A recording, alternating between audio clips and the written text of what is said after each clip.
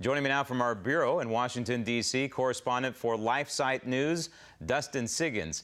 Dustin, we're talking about H.R. 36. This is the measure that did not pass, and the official name is, I want to get this right, Pain-Capable Unborn Child Protection Act, and the name pretty much says it all. Why don't you explain what it means? Sure. Thanks, Graham. The bill examines the reality that some children actually feel pain when they're aborted.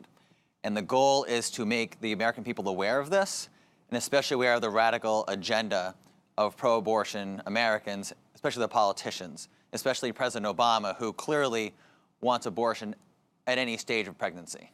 I don't know how many Americans have visited a neonatal unit at a hospital. I have, and it is astounding when you see these little children that are 23, 24 weeks old, and they're sitting there and they're being well taken care of. They have tubes coming out of them and all, but you know what? These kids grow up to be very functional, very good, we hope, adults. In other words, they can live a normal life. And so to rationalize as a human being that you can kill a human being at that same age that we are saving them, it just doesn't square.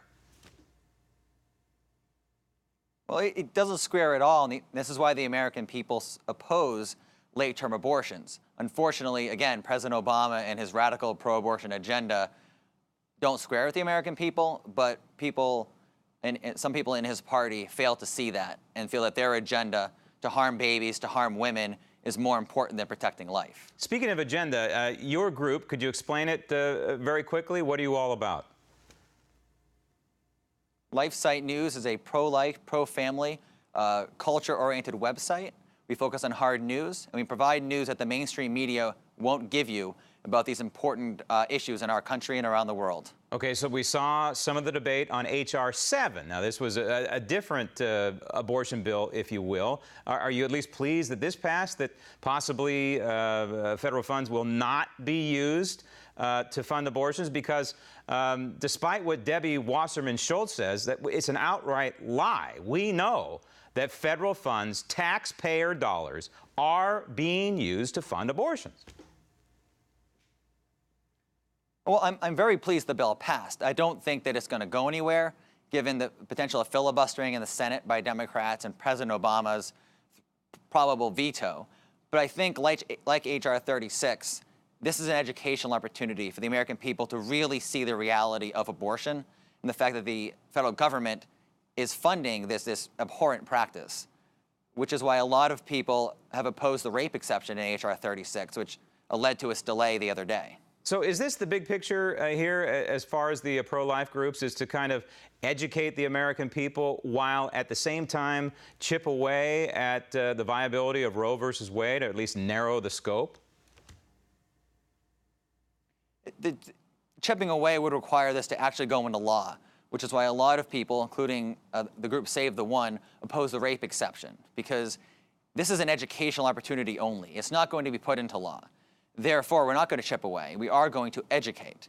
And by allowing the rape exception, a lot of pro-life groups believe that this creates a discontinuity of the argument that if unborn babies can feel pain, they should not be aborted. But at the same time, we're saying it's okay to abort some.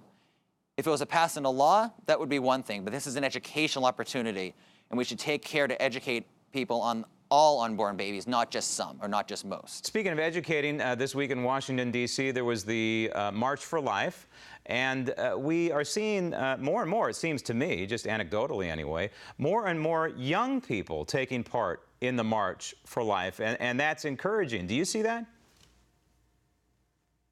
Definitely. We've been there every year for 2 decades. This year we brought 5 reporters down, and it's very clear that this is a young person's event. There were 200,000 people, despite what the mainstream media may tell you, and it's becoming more and more popular. Every year, Americans are favoring more restrictions on abortion, and even those who support abortion are often not saying it's just a clump of cells. They're saying it's an unborn child, but it's the mother's right to choose. So the argument is changing. The science is increasingly matching what was originally or initially considered a religious argument. And so this battle is going to be won. The question is when, not if. And only a few seconds left here, Dustin. Planned Parenthood, is there an effort underway to strip federal funding of Planned Parenthood? That's what the No Taxpayer Funding for Abortion Act would do. And hopefully the Republicans will continue to move in that direction and educate the public on Planned Parenthood's aberrant practices with regards to law breaking and manipulation of women. Biggest provider of abortions by far in this country. Dustin, thank you and keep up the good work.